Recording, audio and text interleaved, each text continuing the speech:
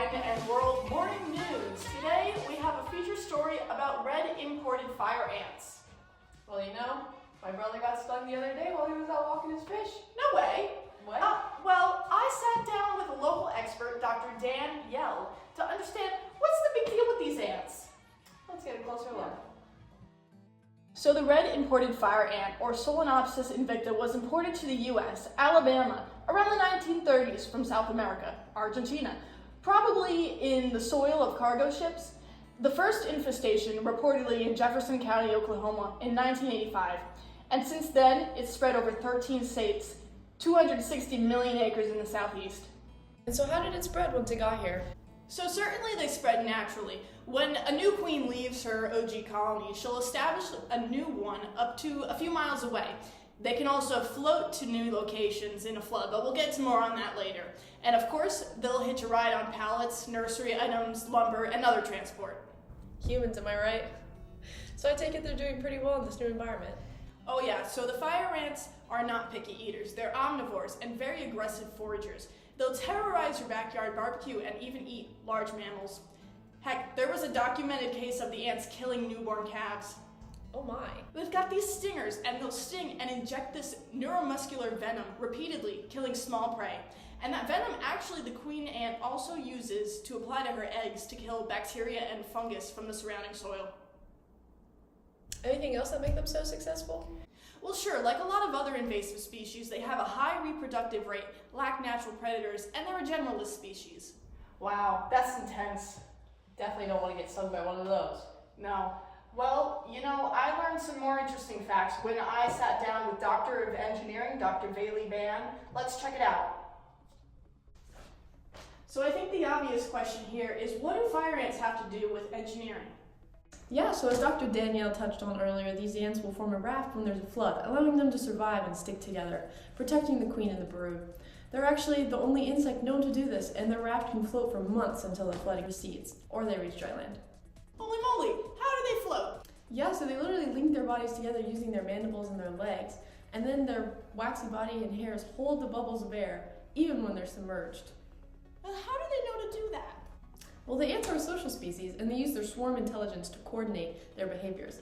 Like other social species, they follow simple, local rules to complete complex behaviors as a whole. Interesting. So what are the engineers doing?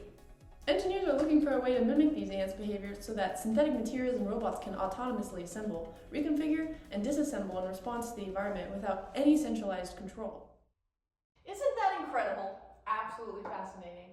All the ants working together towards one goal. I can't even get my grandchildren to stand still for one picture. Oh my goodness. Well, you know what? Let's go to our economics analyst, Dr. Cash, to understand more about its impacts. Yes, thank you, ladies. Let's have a look at these economic impacts. $750 million in losses every year to U.S. farmers by damages to seeds, irrigation systems. They'll tunnel right through them.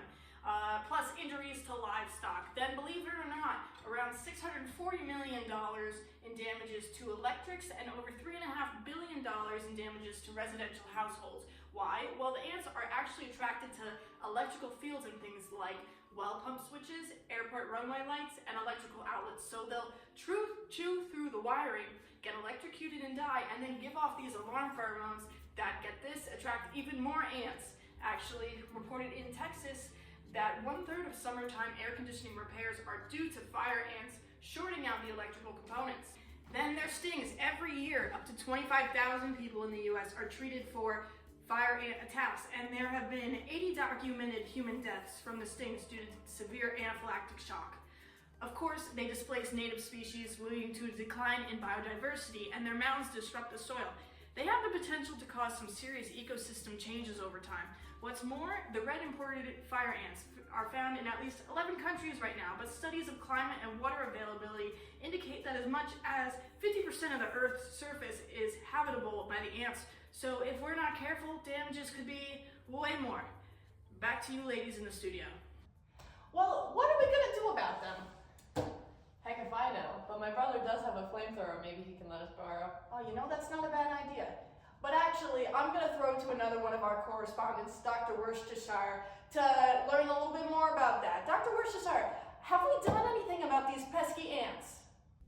So actually, we've tried to eradicate these ants before back in the day. Between 1957 and 1975, when we still didn't know cigarettes could kill you, the US spread over 400 million pounds of poisonous bait over millions of acres in the southeast. But guess what? The poisons were non-selective and also killed things like honeybees, cattle, marine life, and all other ants. So now we have this area where all the competitors are gone, and so these fire ants move back in and dominate the land, more than doubling their territory by the end of the eradication program in 1975. So Dr. Worcestershire, what are we going to do about this? So good news, there's this guy, Dr. Sanford Porter, who found the natural enemies of the fire ants in Argentina. They're called forage flies, and they only target red imported fire ants from South America.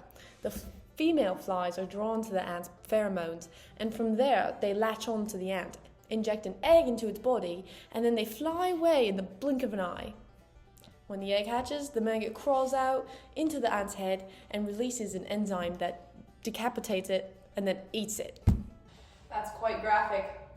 So what they're actually doing is they're shipping millions of these fire ants' heads with the maggots across the country every year, and so far they've established the forage flies in 11 US states. And when the flies run out of fire ants to eat, which I doubt will happen anytime soon, they'll die off as well. So this is good, we have a cure. Well, the flies alone won't solve the fire ant problem, but they will help to tip the ecological balance away from the fire ant populations and in favour of the native ants. Great. Well, thank you, Dr. Worcestershire, and thank you to all of our correspondents. For Wine and World Morning News, I'm Danielle. And I'm Bailey. Good night.